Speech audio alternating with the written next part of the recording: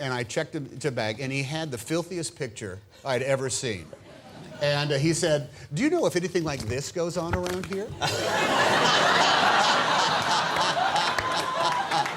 And how old were you then? I was 19, 18 years old. And I said, "I don't think you sure nothing like this goes on?" But that's the way he did it. He would just like flash it long enough to sear the image into my brain and haunt me forever. By the way, guys, does anything like this go on around here? No, nothing? Really? I'm so surprised. I'm so surprised. Okay. So acting, when did you decide, okay, acting's for me? When did you decide, and when did you realise you had what it took? No. I was in school. I saw people doing it, and I thought, well, that looks like more fun than fun. What appealed to you? What did you like the idea of? The idea of being someone else, or the idea of getting the applause? What was it? The fact that it wasn't running track or working in metal shop. Yeah. It just seemed like pretty easy. Look, you got a grade for it. Yeah. Let me get this straight. Hanging around and goofing off in class, being loud and funny. Yeah. You got a grade for that? Yeah. Sign me up. Yeah. Because I'm getting kicked out of sociology when I do this. I can't pass government cracking wise from the back, but you let me do it in class and I get a good grade. Okay. Now, Angels and Demons, this is the second time you've played this particular character. The Robert Langdon genius. He's a symbiologist, is that correct? Symbologist. Symbologist. A symbiologist would a person of studying two things that go on at the same time. Well, it was close. A symbiology, you see, but a symbologist studies symbols. Is there such a thing as a symbologist? No, it's a completely made-up game. I think he would be called a graphic artist, okay. You know, a guy who'd print arrows and things like that. Now, I didn't see the first movie, which of course was the Da Vinci Code when it first came the out. Da Vinci Code. I missed it, and I hadn't read the book, and people said to me, some people I know loved the book, raved about the book, other people said, you won't like the book. I didn't read the book. I saw the movie, loved it.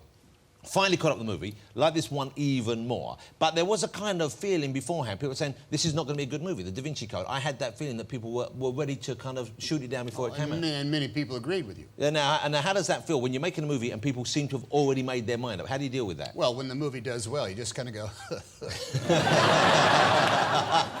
my plans worked perfectly.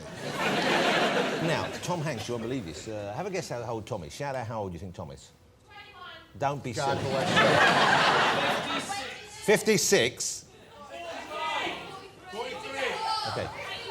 Lovely. 85. 85. You got 85 there from someone who presumably didn't like the last movie. Okay. 52 years old. 52. Right, you look great for 52. Thank you. Now, I want to check something, Tom. Can I check something? At Sure. the beginning of the Stay movie... away from donuts, that's one thing. By the way, can we have the donut assistant back? Come on, Will, do you want to come back? I just want to point out, he's putting his donut back on. I literally am seeing a walking manifestation of an earlier phase of my career.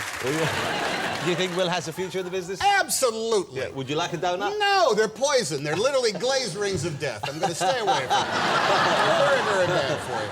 I just want to... What is your actual gig around here? What is your... I bring him coffee. That's it? Oh, what has he done that you humiliate him so? He likes it. This is a nice day out for him. Oh, is it? Yeah. Are you getting a little...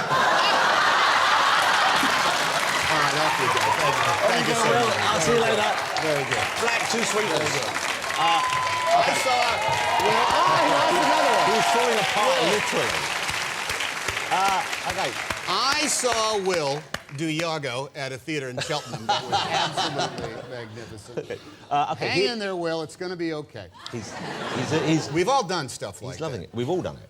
Okay, here's what I want to ask about the movie. At the beginning of the movie, the first time we see your character, Robert Langdon, the symbologist. Yes. He is swimming. Swimming, yes, he's swimming. And I thought, who's that swimming?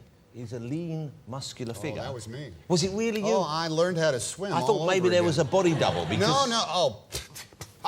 No, I refuse to have body doubles. I refuse because it's. Well, you learn to you swim properly. That's proper grown-up swimming. I went to my swimming coach, literally a swimming coach, but named Mike Newman, who was a former fireman lifeguard. The guy is in phenomenal shape. Yeah. He's older than me, and he said we were standing in the pool. Showed up in the pool. The water was cold. It was cold. It was like 7:45 in the morning. Get in the pool. Oh, it was cold.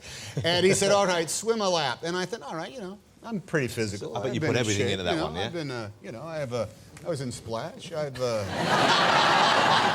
spent some time in the water. I survived it as Castaway Man. I was that guy. So I decided to turn it on for a lap or two. And I did two lengths, and I was exhausted. And he looked at me and says, "You don't know about swimming." And he taught me how to swim all over again. Wow. And he got me to the point where I swear I was upchucking at the side of the pool. But do you now enjoy swimming? I do. I swim regularly now because I've learned how to do it. So it's worth, because I don't swim properly. I swim like that, with my head up like that. And I don't like to get my eyes in the chlorine because it gets in my lenses. And I don't agree with that kind of where you go, no, you're wrong way around. You go, that's swimming, isn't it? That's what we call a recovery stroke, where you look at your thing. But he taught me how to breathe out of both sides, which I had never done before. What do you mean? Look. Which is where you're doing the crawl, and you're doing this very specific movement with your hands to get as much volume of water as possible, and you go this way, 2, 3, that way, 2, 3, this way, 2, 3. That way, 2, 3. And do you learn on land first, and then they put you in water? Wouldn't that be embarrassing? Wax on, wax off. Lay down and make it happen, you jerk. No, I just jumped Well, in the water. congratulations, but the swimming is only part of the story of this film. It actually is in the movie for about 20 seconds, and yet we have milked it for a vast majority of the BBC television When I was show. watching it, I thought, I'm going to ask him about that, because I was excited about seeing the swimming. I thought, who's that young, healthy man swimming? It turns out it was you. It was me. Here- By the way, Speedos, you Europeans have a thing. The shame that you do not exude when you wear a Speedo I think Speedos... is to be congratulated. Do you not wear Speedos? In America? Yeah. Oh, you'd be persecuted. You'd be arrested. You'd be hounded out of town. Americans, when we go to the beach, we try to wear big baggy shorts that go from here all the way down below our knees, with pockets in them for our glasses and surf wax and things like that. Like boxers wear. They're big and huge, and they get wet, and they stay wet for And days. they stay wet for all day. But when you come to Europe on vacation and you don't want to be identified as an American, you wear a Speedo, and everybody thinks you're from Belgium. Do you like... What kind of Speedo do you have in your collection, Tom? Well, it's the only choice is color. Yeah. I believe one of the loose women was wearing a Speedo in that photograph. It was a lacy thong. It was I don't know if you Cowell. can throw that up there. There you go. There you go. There you go. That's Tom Now heading that- for the beach. Now that is a Speedo. Yeah. So, Angels and Demons, we don't want to give too much away. It's one of those films you can't give too much away. I'm curious as to how the Catholic Church themselves reacted to knowing you were making this movie and how much access they gave you, because it's set in Vatican City, most of it. Yeah. And were they happy about you making the movie? Because it's not. I don't think it's disrespectful in any way, and I think you go out your way. Seen the movie, you go out of your way to make But sure. believe it or not, it seems as though the press has taken it and blown it out of proportion somehow. They don't do that. How could this happen? I don't understand. Isn't it their job to take the facts and push them through the sieve of reasonable responsibility to tell the truth? And then how can they blow it out of proportion? I don't get it. In fact, I believe the Vatican did say you cannot shoot on Vatican property, and I will give you 20 pounds or 20 quid, whatever you call it, if you can tell me of any movie that was shot in the Vatican. I can't. Can I have a musical interlude, Puff on the piano? Yes. Just give me 15 seconds of time passing as you think. Give me a thinking face.